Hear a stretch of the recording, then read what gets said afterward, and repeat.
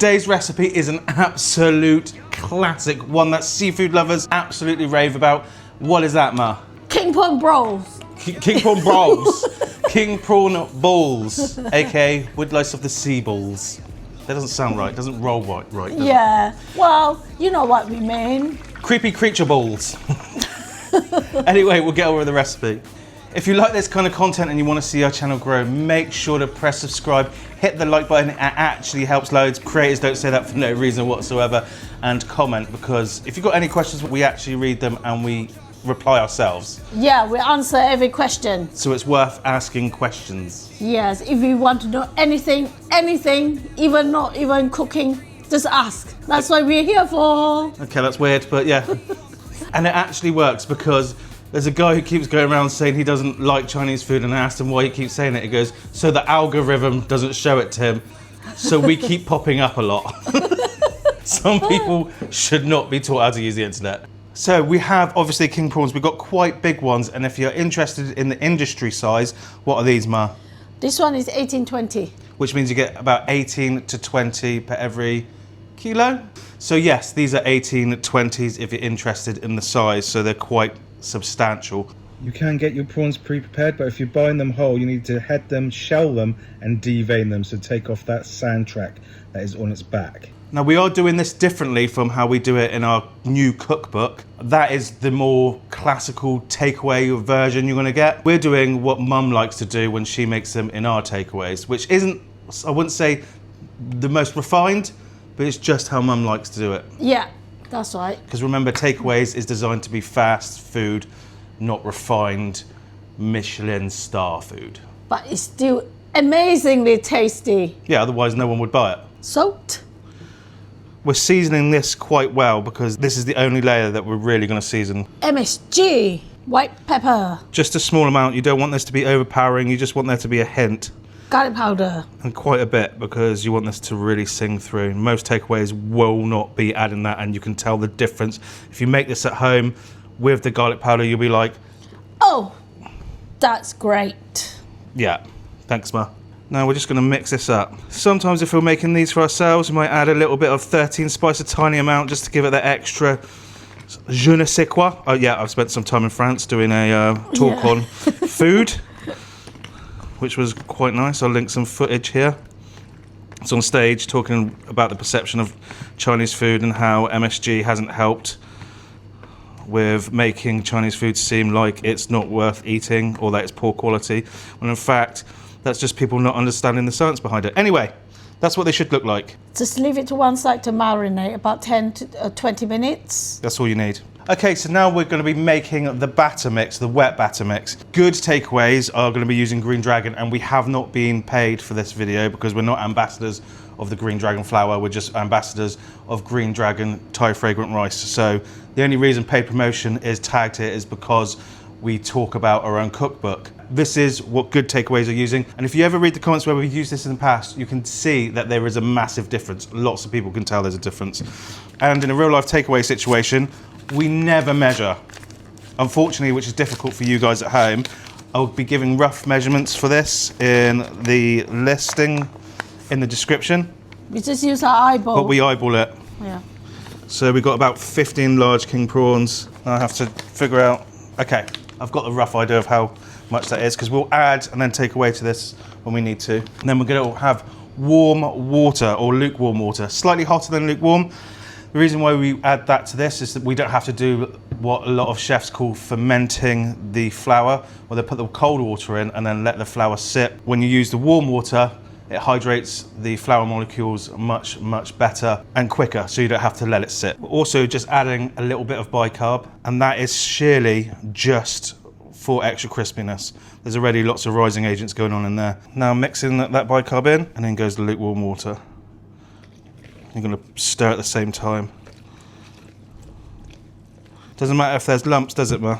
No, it doesn't. It will just dissolve itself. So if you want really crispy batter, and it's slightly thin, and you don't mind that, you want the batter to be more watery. If you like stodgy batter, you want less water.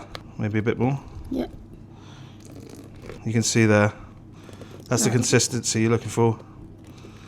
I'm just going to let that sit for 10 minutes. You You can go straight away if you want, but letting it sit helps.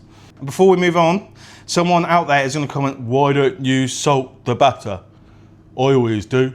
Well, that's because chemistry. Salt tightens the gluten, which stops it from rising properly, which is why a lot of the time when we see images of people making their chicken balls or prawn balls at home, the batter on the outside hasn't risen and it looks tight. It's because they've added salt to their batter mix. You don't want any salt in this whatsoever. No. Which is why we heavily seasoned the prawns, like overly seasoned them, because you've got to get all that seasoning through to the outer batter as well. So we've got some veg oil on the highest heat possible. I'm going to get that to around 160 degrees C. But while we're doing that, we're just going to get some of the flour. Now you can use plain flour for this step, but there's absolutely no need to because it's just a thin dusting. This is for helping the batter stick to the prawns. So you don't need much at all. So I'm going to start off by putting the prawns into the flour and then Mum's going to take over after me, aren't you, Ma? Yeah. So you want to make sure your flour's ready, your batter's ready, and your oil is hot by the time you get to this stage. So go, Ma. Yep. Just slightly dust it, yeah? I'll hold it for you, Ma. Don't worry. Yeah. I got you. Okay. Yeah, you just want a light layer on the king prawns.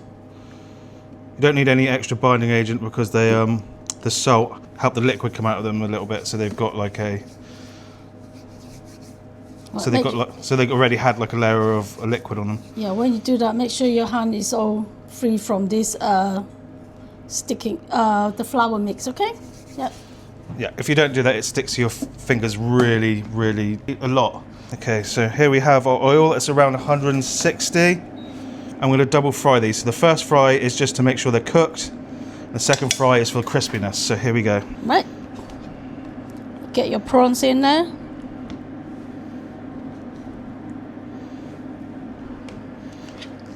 I'll just move out of the way, shall I? No, it's fine.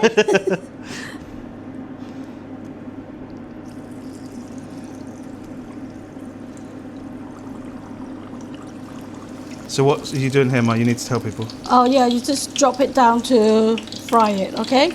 And you do this one like that and give it a bit of shake and then wiggle, wiggle, wiggle to make it look a bit fluffy. Yeah. All right?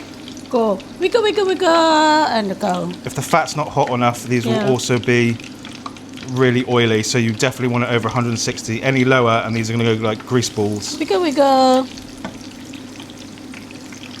And there's another one.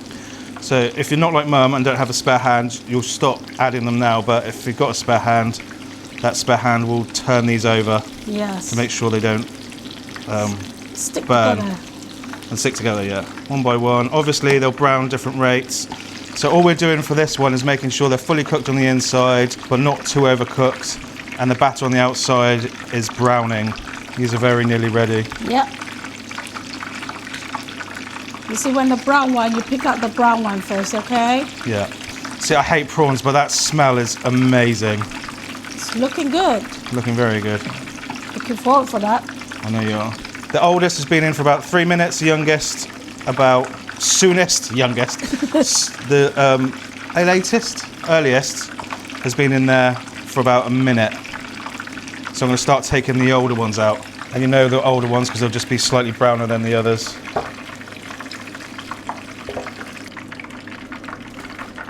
When you do your second batch, you kind of want to make sure you take any large bits out because these can burn. And then just fry off in exactly the same manner. Yep. Cool. Smell it. Wonderful. Giant one.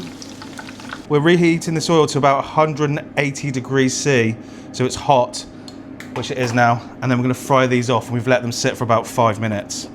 And this is literally just to make sure they're extra crispy. And because they're all cooked off, you can just place them in and don't have to worry about them sticking together.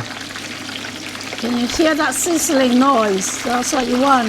We like the sound of sizzling. Thanks for that, Ma. That was tuneful. First song of your day? Yes. Can you guess what song is it? We like the sizzling. Yeah, sizzling noise. Is that a actual song or is that? I like the sound of breaking glass, something like that. It doesn't sound like that. What? I've never heard that one. Yeah, there's a song, Someone out there will know. Sounds like you sing, someone please call 911. No, I like the sound of the breaking glass. Isn't it one of the songs, long time ago one? These won't take very long because they're already cooked. Literally, we're just looking for some colour on them. 20 seconds, if that. Oh, sorry. Ready? Oh, miles away. Yeah, that's looking beautiful colour. Any longer? Just a touch. Yeah. I think that's perfect now. What, just a touch longer? No, it's perfect. Which one is it? Take out now? All of them. All of them out. Yeah, look at that. Sometimes as well, if you put these two close together and when you're draining them off, they can soften them up because the steam comes out of them. But that's only if you've done a poor job on the batter. That can happen, but that can happen. Spread it out, okay? Now to go along with this, we're going to do a real basic sweet and sour sauce that a lot of takeaways do just for dipping. In our cookbook, we have like a real traditional old school 90s sweet and sour recipe. Honestly, if you want to learn how to cook like a decent Chinese chef at home, think about pre-ordering that book right now. And if you want to know where to get that, comment below. So for the aromatics, they just use ketchup, a particular brand normally. Water? Yeah, not too much. A drop of oil, and that's just for glossiness. A lot of sugar, and I mean a lot. It did say sweet and sour. Dash of vinegar? Yeah, or white vinegar. White vinegar, all right, not the brown one. You can have this as strong. I like it sour, so I put quite a bit in. But you know your taste, okay? Yeah. Then to make it bright red. Food colouring. Yeah, specific kind, which is red, obviously, but powdered. Don't use the food colouring in drops that you get in supermarkets. It's not the same. No, and a couple drops of soy, and that's just for darkening. So we're literally gonna let all that mix together and dissolve. Look at that colour. Bring it to boil. Yeah, and then we're gonna check that the sugar has dissolved, and when it has, we're just gonna boil this for about a minute. I'm now just gonna quickly taste this. And I'm gonna add salt and MSG. And then I'm going to thicken up with potato starch slurry, which is just water and potato starch. It's far superior than cornstarch. Lots of people in the comments below will say they've used both and cornstarch is better. And then Potato. Sorry, potato starch is better.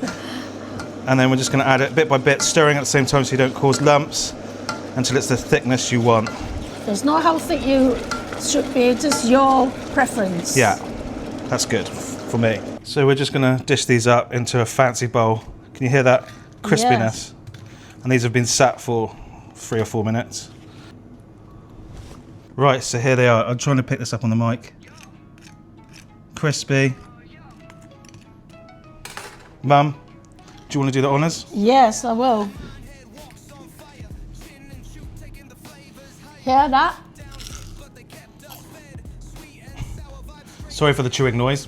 I'm going to try one. I know I hate prawns, but Just eat the butter. yeah, I love the batter. I love the flavour of prawns.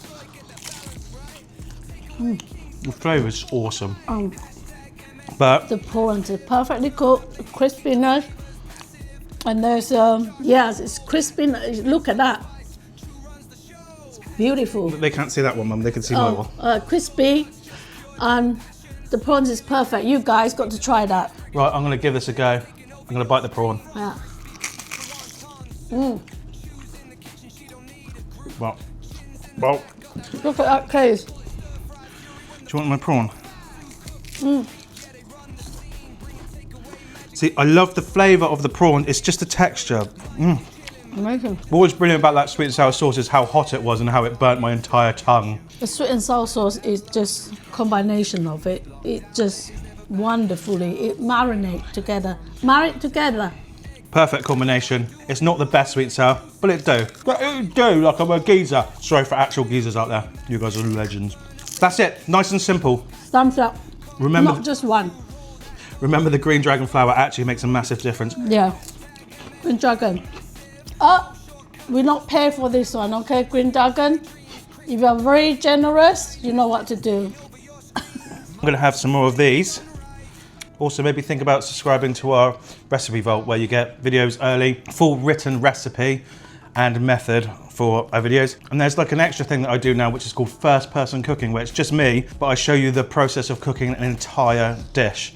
So no cuts, so you know exactly what I'm doing. When I say let it sit, you can literally cook along with me and let it sit for the same amount of time. We'll sign up for now. Don't forget, try it, hit the like button, comments, subscribe, forward to friends. Share. Share, yeah, that's the word, share. Yep, Share. perfect.